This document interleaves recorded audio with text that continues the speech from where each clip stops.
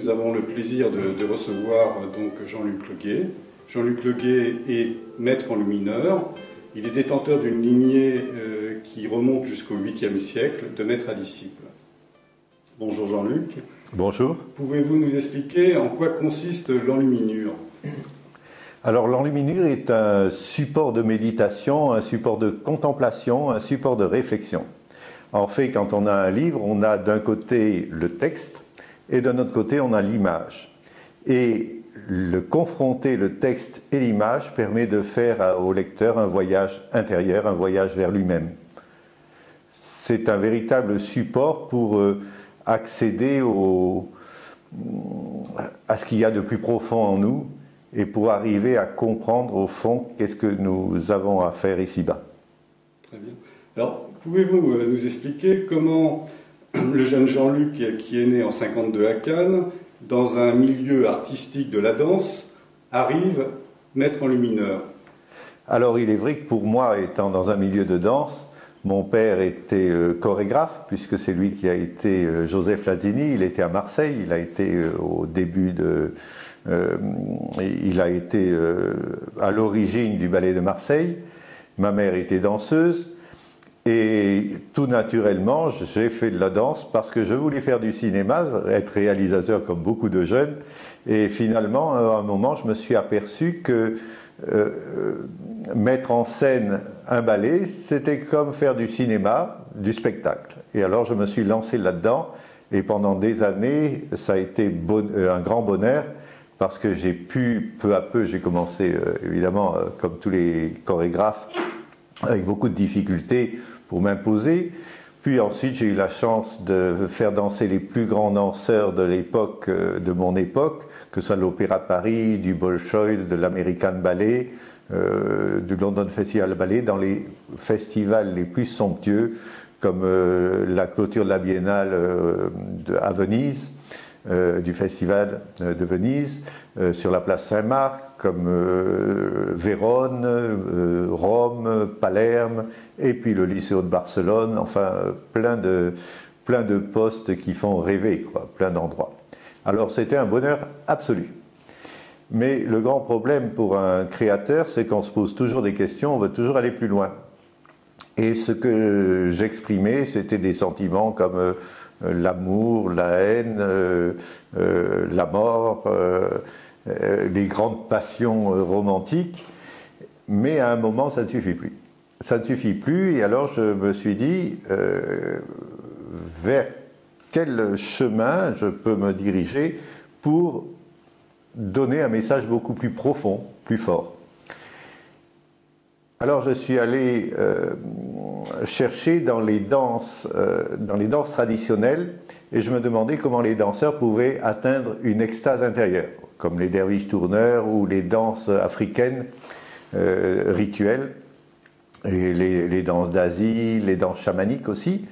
J'ai côtoyé un monde formidable et dans beaucoup de traditions, il reste encore des danses vivaces, extatiques, mais sur la rive nord, il ne reste plus rien. Alors je me suis dit, mais il faut que quand même, ça existait sur la rive nord en Europe, il faut quand même que j'aille fouiller les manuscrits anciens à la recherche de gestes de danse oubliés. Et un jour, je vais à la Bibliothèque Réale de Turin, je faisais un spectacle d'étoiles, et là je demande au bibliothécaire s'il n'a pas un livre enluminé, ou plusieurs livres enluminés, avec entre autres la danse de David, du roi David, qui rentre à Jérusalem en dansant devant l'arche d'alliance, et il m'apporte plusieurs livres, et entre autres il y en avait un qui était assez grand comme ceci, et ça a été un choc incroyable parce que d'abord le parfum du livre. Alors il faut dire que moi l'enluminure ça ne m'intéressait absolument pas. Pour moi c'était des mauvais dessins, c'était soit naïf, soit c'était pas du tout intéressant. Je préférais les grands tableaux romantiques et autres, vous voyez, et les tableaux du XVIIe siècle aussi, et XVIIIe, mais alors pas du tout l'enluminure, je trouvais ça franchement désuet.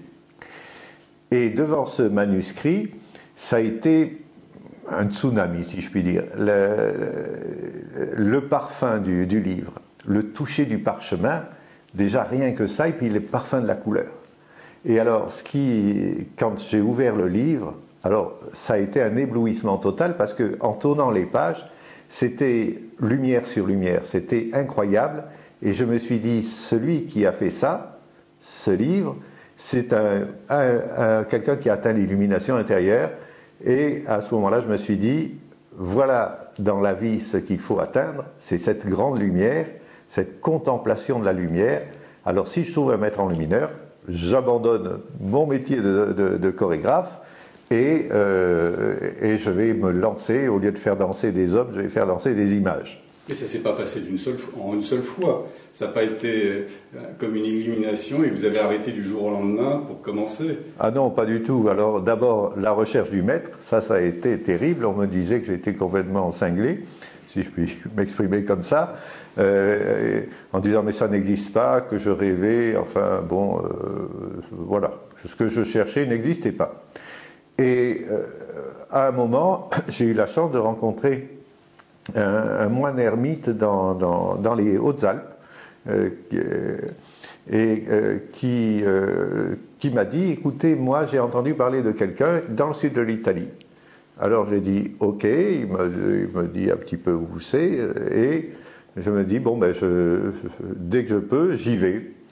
Et alors, je me souviens, c'était en mois de juin, et là, je prends ma vieille voiture, et je parcours, je ne sais plus combien, 2000 et quelques kilomètres, et tout au long de la route, je me disais que je n'étais pas bien du tout d'aller voir cette personne sans savoir qui c'était, enfin voilà. Et là, quand je l'ai rencontré, ça a été là encore formidable pour moi, et il a mis un certain temps quand même à m'accepter. Parce que d'un côté, lui était un moine ermite, franciscain, qui vivait dans la plus grande pauvreté, et moi j'étais d'un monde quand même verni, si je puis dire, et d'un monde où on lève la jambe. Alors la dichotomie n'était pas était forte. Et enfin, quand il m'a accepté, ça a été 10 ans de bonheur, 10 ans extraordinaires. Pas les premières années parce que j'étais pas content parce que je faisais les travaux les plus humbles. C'est-à-dire je pilais les terres pour faire des parchemins, je fabriquais les parchemins pour faire les couleurs, je faisais les parchemins aussi, alors ça sent mauvais. Pour les couleurs, je faisais macérer des plantes qui puaient, des trucs comme ça, et je balayais, je faisais le ménage pour ce termite. Enfin, j'étais un peu...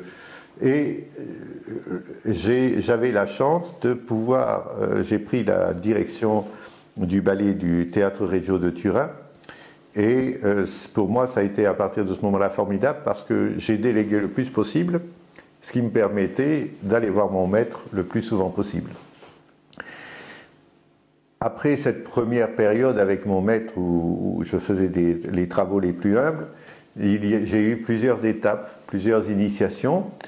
Et là, à partir des premières initiations, mon maître a commencé à m'enseigner. Alors non pas que travailler avec ses mains et faire les travaux humbles, ce n'est pas un enseignement, au contraire, mais on ne le réalise qu'après. Et là, l'enseignement a commencé avec la géométrie, métaphysique, les études de l'architecture, les études des textes sacrés fondamentaux de toutes les traditions avec tous les commentaires, ça c'était merveilleux. Et pour la fabrication des couleurs aussi, toute la symbolique dans les différentes traditions, l'étude des rituels aussi de différentes traditions, ça a été véritablement là 10 ans de lumière sur lumière. À la fin, mon maître m'a élevé maître enlumineur et il m'a consacré maître enlumineur.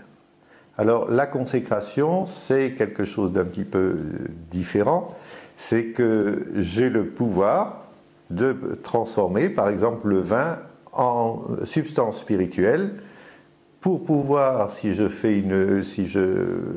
j'enlumine un texte sacré, de mêler un petit peu de vin consacré dans les pigments. Alors ça, c'est une étole d'ailleurs. Et, et après ça, donc mon maître est mort, je suis rentré à Paris, c'était en 90, début de l'été 90, juillet, quelque chose.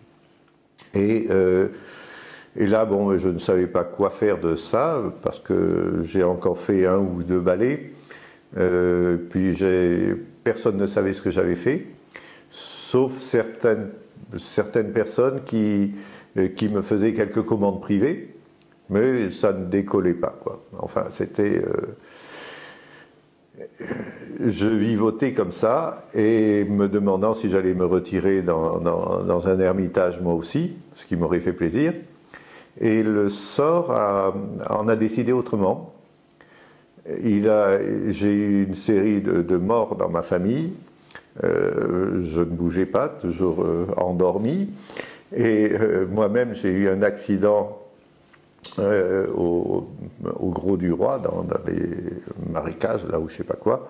Et j'ai failli me noyer, j'ai failli mourir. J'ai eu mon bras droit fracassé complètement, d'où mon handicap. Et vous êtes droitier? Et je suis droitier.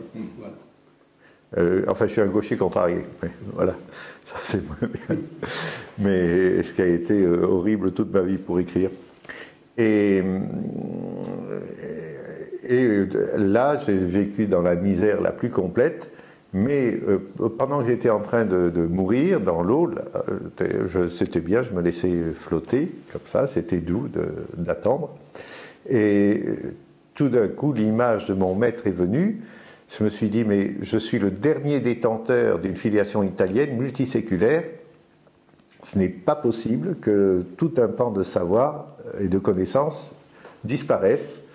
Ça m'a donné le ressort de remonter. On est venu me repêcher, on m'a opéré après à Montpellier, et là après j'ai décidé d'éditer. Alors mon premier livre ça a été Perceval le Gallois, et j'étais encore paralysé de la main, et je tenais encore ma main pour dessiner à la maison de rééducation, et j'avais plein de personnes qui passaient dans ma chambre et pour me regarder peindre. Et j'ai commencé à faire ce livre sans savoir si j'allais être un jour édité ou non, mais j'avais confiance. Voilà. Voilà en gros le parcours. Étonnant, étonnant. Donc pour revenir un peu sur... vous êtes carrément dans un monde de lumière et vous arrivez donc chez un ermite. C'est un contraste assez incroyable, ça ne doit pas se passer facilement. On va rentrer un peu plus dans les sentiments intérieurs. On a des habitudes de vie, de confort, d'émotion, et d'un seul coup, tout ça s'éteint d'un seul coup. Alors ça n'a pas été facile. Déjà le confort, ça n'a pas été facile, mais curieusement, je me suis adapté, moi qui étais un homme des villes, et quand je faisais des spectacles, j'étais toujours enfermé dans les théâtres, dans le noir, pour faire les éclairages ou autres, ou en plein air, mais la nature ne me disait rien. Mais quelque chose s'est éveillé avec la nature déjà. Je sais pas, à la fois je souffrais du manque de confort, et à la fois, je sais pas, il y avait une sorte de sérénité et une sorte de confiance en mon maître. Et puis ce qui était aussi difficile, c'était que mon maître m'enseignait, il fallait vite capter les choses, et souvent la mémoire faisait que je pensais que j'oubliais, et en fait les choses étaient ancrées à l'intérieur, peu à peu, comme des germes qui un jour sortiraient. Ça a été... et alors aussi la pauvreté pour manger, ça a été une chose aussi... au départ, j'avais faim aussi, puis voilà, et puis peu à peu, là encore, on s'habitue à goûter les choses les plus simples. Une autre chose aussi qui a été formidable, c'est dans la fabrication des couleurs. Quand par exemple, je ne connais rien aux plantes, au nom des plantes, rien, mais peu à peu, avec mon maître, j'ai appris à pressentir que telle plante, qui n'a l'air de rien, si j'en prenais la racine, pouvait peu à peu faire une couleur merveilleuse. Et ce qui a été progressivement un éblouissement, c'est que quand on va chercher une racine au fond de la terre, et puis qu'on la transmute en une couleur merveilleuse, on voit toute la force de vie qu'il y a derrière la nature. Et je ne suis pas spécialement dire croire en Dieu, parce que personne ne sait qu'est-ce que c'est comme concept Dieu. Mais on sent qu'il y a quelque chose, et la force de vie de la nature dit qu'il y a quand même une lumière, un miracle dans la nature, et ça, alors on est complètement admiratif de cette force de vie qui est générée de partout, quoi. Et alors si ça c'est Dieu, ça c'est, oui, c'est formidable.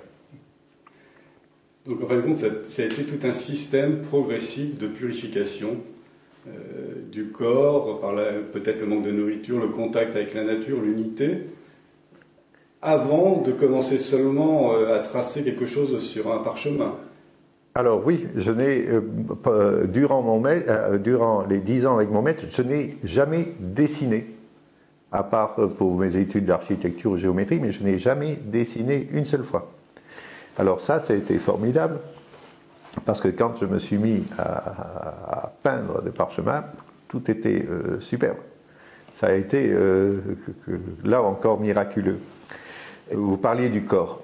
Alors, pourtant, j'étais dans la danse, mais avec mon maître, il y a eu des exercices pour éveiller le corps de lumière, ce qui était complètement différent de la danse. Alors, la danse m'a aidé quand même, mais peu à peu, il y a eu l'apprentissage d'un autre corps, d'une autre perception de l'espace. Et mon maître me faisait parcourir des sortes de labyrinthes, que ce soit avec les mains, des labyrinthes géométriques, des labyrinthes aussi qui étaient avec des pierres sur le sol, pour trouver les formes idéales géométriques, pour les ressentir avec mon corps. Et on a comme enlumineur une canne qui sert pour mesurer, et après sur les règles aussi des mesures plus petites. Et avec cette canne, peu à peu, j'ai appris à bâtir un espace sacré invisible, une sorte de cathédrale, grâce à ce bâton. Et pour que le corps rayonne d'une façon dans l'espace comme un temple, vivant, invisible. C'est un petit peu, ça pourrait se rapprocher, mais c'est complètement différent, des arts martiaux des combats au bâton. Parce que quand vous construisez une sorte de cathédrale invisible autour de vous, avec ce bâton, s'il y a quelqu'un qui rentre à l'intérieur, et parce que ça va à une vitesse incroyable, il peut mourir. La géométrie peut devenir mortelle. Et là, c'est ce rayonnement du corps, on sent des faisceaux qui partent de partout, ça devient, je dirais presque une danse cosmique. D'ailleurs, dimanche, j'ai demandé d'apporter des bâtons, je ne sais pas si vous savez, on va commencer certains petits exercices d'ailleurs là-dessus. Donc c'est l'éveil de l'énergie du corps que vous avez appris. Ça consistait en quoi? Donc il y avait des labyrinthes, vous marchiez en présence, vous deviez imaginer ou ressentir des frontières, Non, c'est pas tout à fait ça. C'est comme quand à l'entrée des églises, vous avez certains labyrinthes de pierre qu'on suit avec les doigts, pour vous donner un exemple. Et si par exemple c'est une spirale, vous avez un souffle qui vient avec la spirale et un rythme. Et ce rythme devient de plus en plus,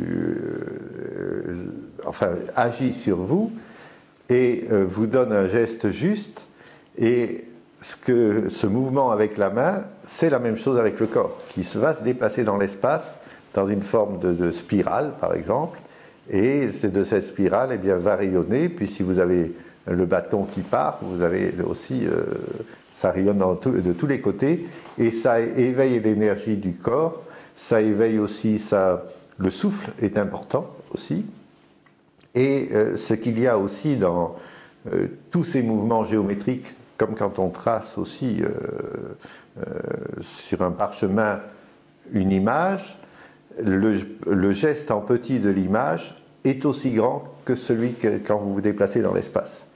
Dessiner en petit, c'est la même chose que rayonner avec, par exemple, le bâton autour de soi et faire une danse cosmique. Alors,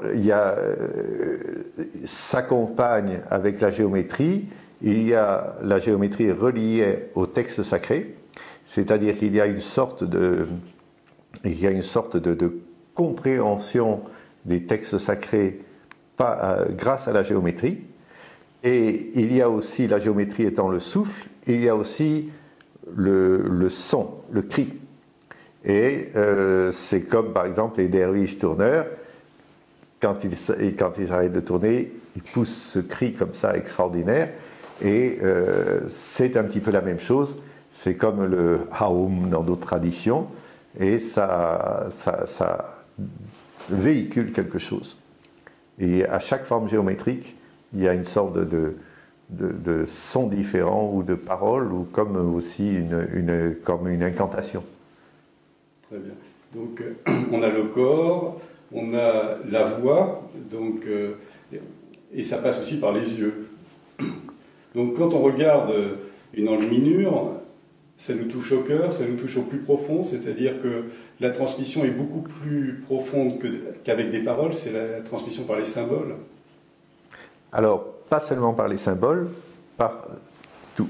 Les couleurs, la vibration de la couleur, parce que contrairement quand on dit un rouge représente ça ou un bleu représente ça, ce n'est pas juste. Parce que si un rouge ou un bleu sont tirés du végétal, du minéral ou de l'animal, il y aura une vibration différente. Ensuite, il y a toute la gestuelle dans l'image. Chaque geste, chaque position de personnage a une signification, éveille quelque chose. Ensuite, il y a évidemment tout l'univers symbolique, évidemment, et vous avez les ornementations aussi, qui sont pas pour faire joli, mais qui sont de véritables réseaux d'énergie, parce que quand un lecteur va regarder le livre, il va en fait voir d'abord qu'il y a un personnage, tout ce que vous voulez, un paysage, puis tout ça va s'effacer. Il va rester que des taches de couleur, que des vibrations, que des étincelles avec les ornementations. Et puis tout ça, il va devenir une sorte de flou, puisqu'il rentre en lui-même. Ça va agir sur la personne qui regarde, sur son mental, sur son esprit même, et sur son âme. Et la personne va pouvoir faire une sorte de chemin intérieur, un chemin contemplatif qui va lui donner des clés pour comprendre quelque chose de lui-même. Ça va beaucoup plus loin que la psychanalyse, même jungienne. C'est de l'ordre de la métaphysique, du transcendant. Et comme ça, il y a plusieurs étapes que la personne traverse. C'est comme un mandala, quand quelqu'un médite sur un mandala. Ça sert à ça, et l'image doit disparaître. Le lecteur doit passer au-delà de l'image, de l'autre côté du miroir.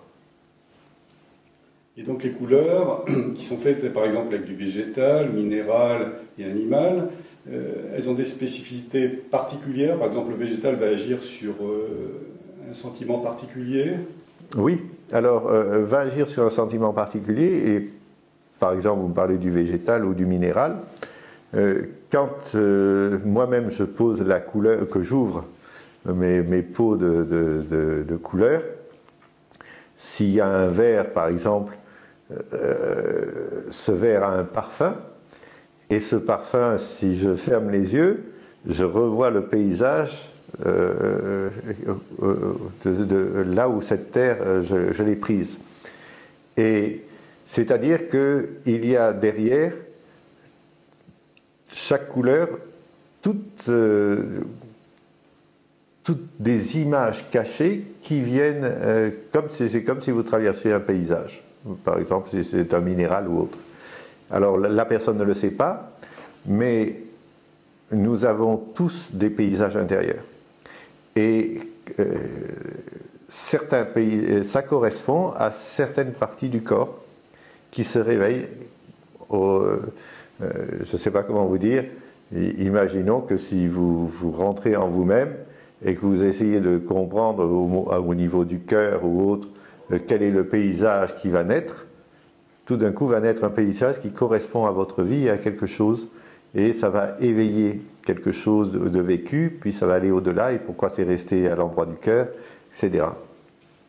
Et donc, un minéral va agir sur quelque chose d'autre que le végétal, ou un végétal peut avoir les mêmes actions qu'un certain minéral? Non, non, pas du tout. Ouais. Non, non, ça agit complètement différemment. Ce sont des niveaux différents, plus ou moins subtils ou grossiers? Non, ce sont pas des niveaux ni subtils ni grossiers. Ça touche différents états de l'être. Il n'y a pas de hiérarchie dans les différents états de l'être. Ce sont simplement différents mondes qui sont en nous et qui s'ouvrent. En fait, nous vivons sur différents plans, et ce qui est important, c'est de réaliser qu'il y a plusieurs dimensions en nous, et d'ailleurs l'enluminure, qui est soi-disant quelque chose de plat en 2 dimensions, ouvre sur des milliers de dimensions. Par la symbolique, par la gestuelle, par les couleurs, etc., par la géométrie, qui est cachée, qu'on ne sait pas, qui agit sur la personne. Et tout ça va ouvrir, c'est comme quand Bouddha, par exemple, médite et qu'il a l'illumination, qui voit différents états de l'être. Il voit qu'il a été un oiseau, qu'il a été une fleur, etc. Non pas, ce n'est pas une idée de réincarnation, parce que ça, je n'y crois pas du tout. Mais c'est une idée que nous vivons sur différents plans et qu'il y a des mondes qu'on ne peut pas expliquer, et il faut en donner un symbole, comme un oiseau ou quelque chose, pour faire comprendre un état que l'être humain charnel ne peut pas comprendre, ne peut pas véhiculer, parce qu'il n'y a pas les mots pour ça. Et la science, d'ailleurs, est arrivée à décrire 11 dimensions. La 4e dimension, c'est vous me voyez de face et en même temps vous me voyez de dos. Mais après, il y a la 5e, la 6e, la 7e, etc. Des milliers. Et le monde change, la vision du monde. Quand vous avez parlé de la première fois que vous aviez touché ce parchemin, il y a eu comme une connexion, comme une mémoire qui s'est réveillée. Et donc vous ne pensez pas qu'il y a, par exemple, un lien avec des vies antérieures? Vous pensez que ce sont plutôt des dimensions qui s'entrechoquent? Alors, je ne pense pas je ne crois pas aux vies antérieures. Ce que je pense, c'est que dire qu'il y a eu des vies antérieures, c'est raisonner dans le monde humain, c'est-à-dire dans un temps linéaire. En fait, le temps linéaire n'existe pas dans d'autres dimensions. En fait, ce qu'il faut comprendre, c'est que il y a une sorte de coagulation du temps à un certain moment, et quand on est dans cette sorte de coagulation où il n'y a plus ni passé, ni futur, ni même présent, qu'on est ailleurs complètement, dans un temps, je dirais, sacré, qui n'est pas plus un temps, à ce moment-là, on a la vision verticale d'un axe où tous les mondes sont en simultanéité. Alors, la différence, et c'est ça la force de l'enluminure, par exemple, c'est que quand vous lisez un texte, ça se déploie dans le temps. Et quand il y a les commentaires, entre guillemets, de lumière, c'est-à-dire d'images de lumière, de ces textes, avec tout ce qu'il y a caché derrière les textes, vous l'avez en un instant. Et si vous arrivez à vous affranchir de la lecture du texte pour rentrer dans ce moment qui n'en est plus un, une sorte d'éternité, si je puis dire, à ce moment-là, ben, quelque chose se réveille en vous, vous avez gagné, quoi. Enfin, si on peut appeler ça gagner. Voilà. Donc c'est la rencontre avec l'unité. Exactement. Voilà, vous avez trouvé le mot que je n'arrivais pas à trouver.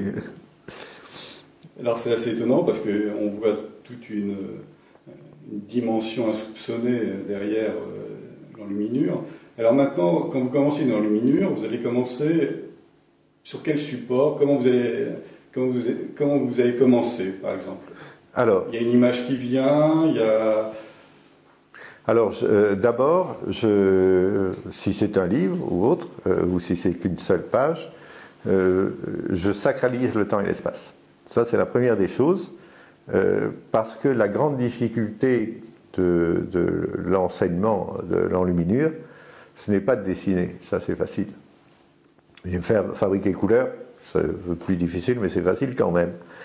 La plus grande difficulté, c'est de s'effacer soi-même, c'est-à-dire de devenir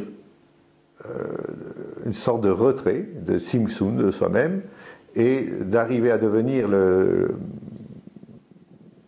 le miroir le plus limpide pour véhiculer quelque chose que vous ne comprenez pas. Parce que c'est de l'ordre de l'incompréhensible, enfin de l'inexprimable plutôt. Et vous rentrez dans une sorte de vide contemplatif, comme dirait Saint Jean de la Croix, dans une sorte de nuit de l'esprit.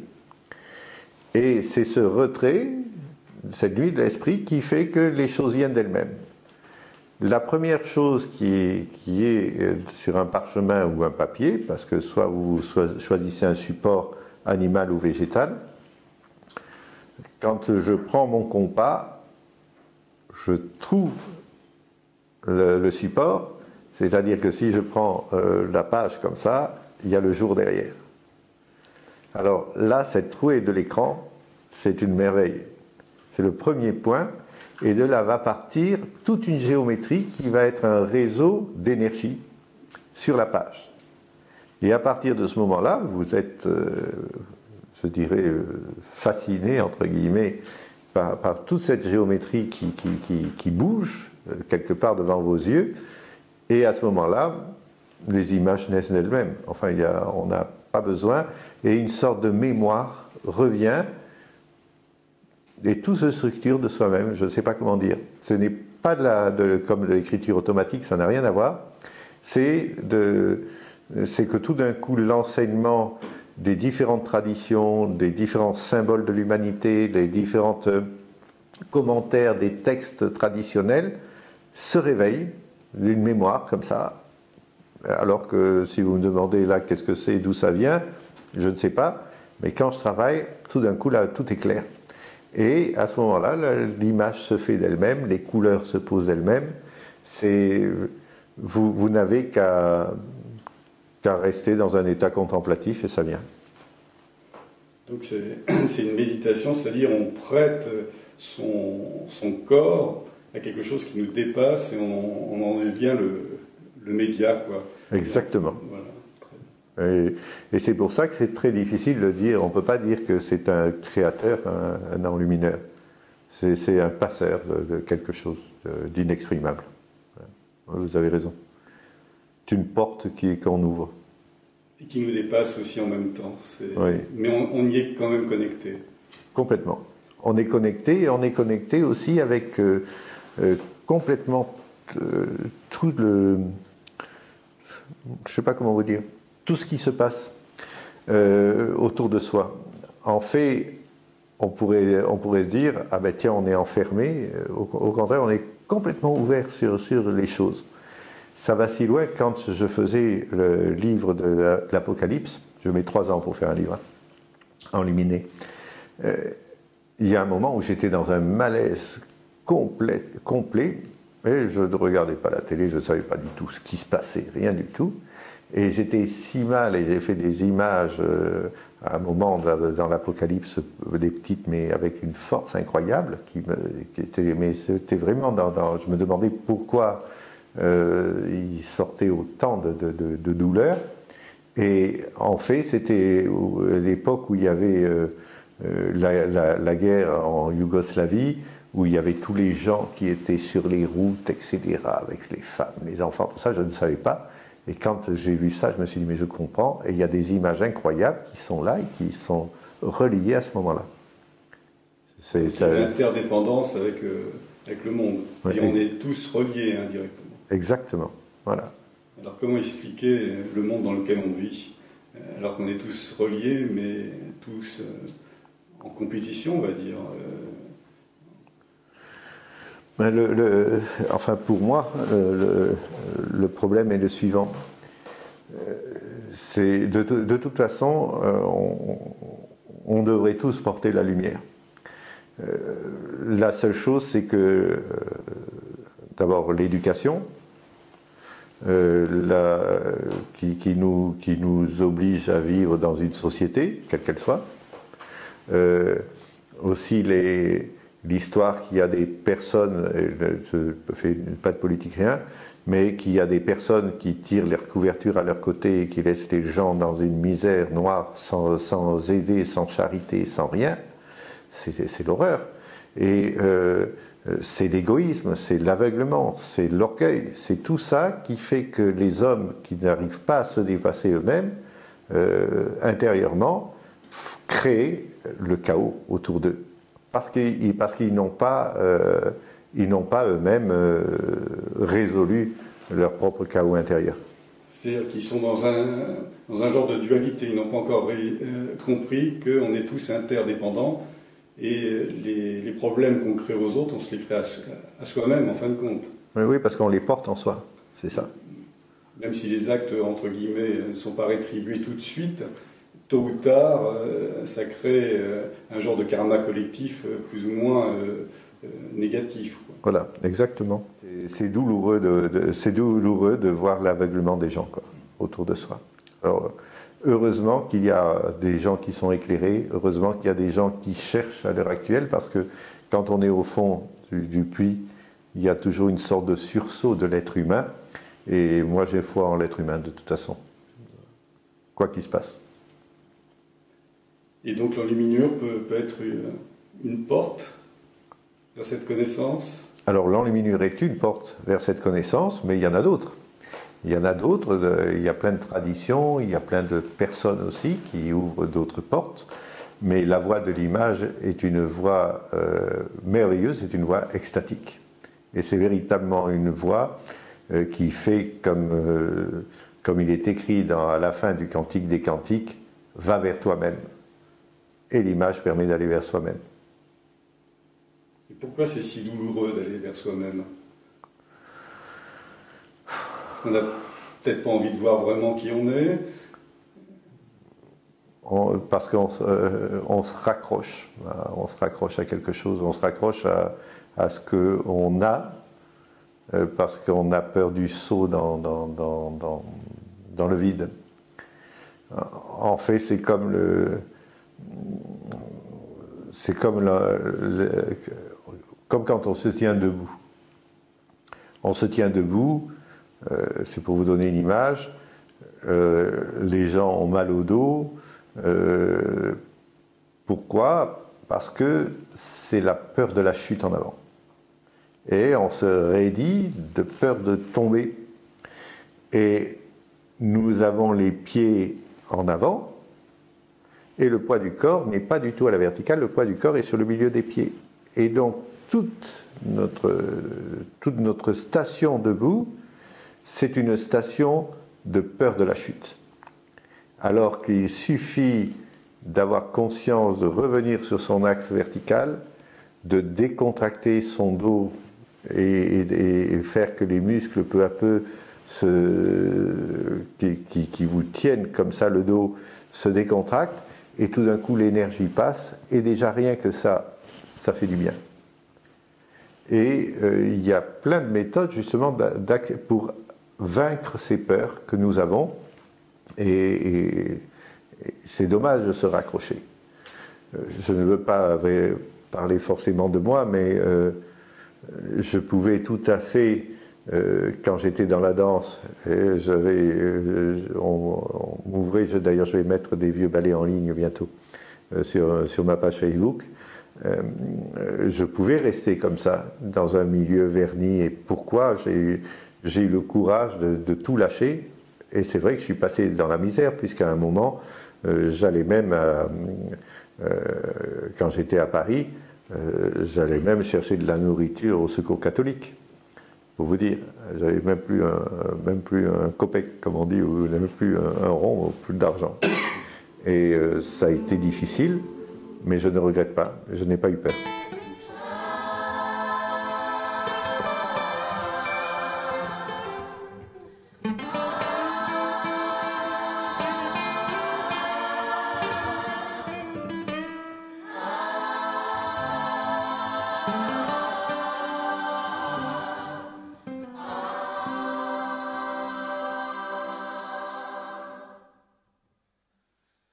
Where were you when I was born?